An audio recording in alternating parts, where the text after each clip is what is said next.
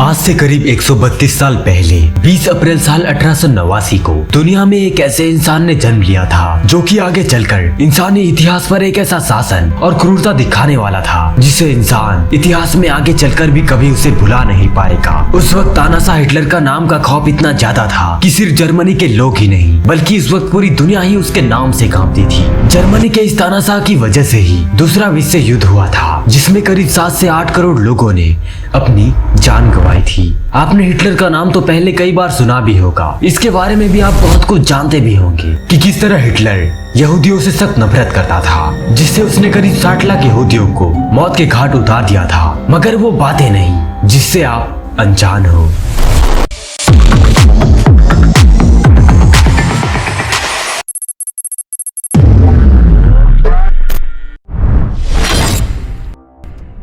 शायद ही आपको इस बात का यकीन हो कि जो इंसान इंसानियत और क्रूरता की सारी हदें पार करके लाखों लोगों को तड़पा तड़पा कर मार के, और जिस इंसान की वजह से ही दूसरा विश्व युद्ध हुआ हो जिसमें लाखों लोगों के मौत के साथ साथ कितने लोगों के घर परिवार उजड़े और पता नहीं क्या कुछ हुआ, उसी इंसान को साल 1939 में शांति के नोबेल पुरस्कार के लिए नॉमिनेट किया गया था। शांति के नोबेल पुरस्कार के लिए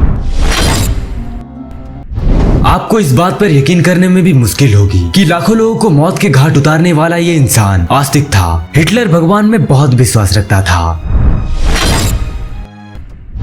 मानव पर अत्याचार की भी हदें पार करने वाला इंसान शुद्ध रूप से शाकाहारी था। वो कभी भी नॉन वेज को हाथ भी नहीं लगाता था और खुद उसने जीव जंतु पर हत्या करने पर रोक लगाया था और एक कानून भी बनाया था, मगर इंसान को जानवरों से भी बदतर तरीके से मारता था।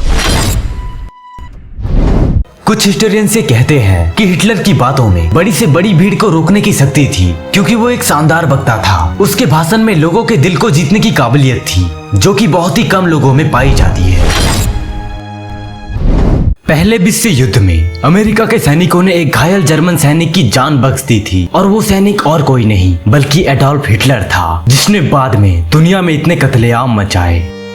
हिटलर की क्रूरता की वजह से ही अल्बर्ट आइंस्टाइन जैसे एक महान जीनियस को भी जर्मनी को छोड़ना पड़ा था और अमेरिका में शरण लेनी पड़ी थी।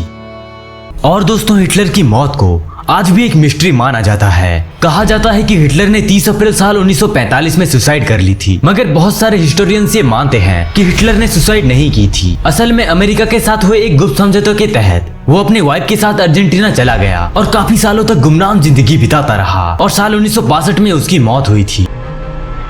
जिस इंसान की वजह से इतने सारे कांड हुए, इतनी तबाही मची, इतने लोग मारे गए, आखिर में वही इंसान इतिहास के पन्नों में एक क्रूर तानाशाह के रूप में दर्ज हो गया।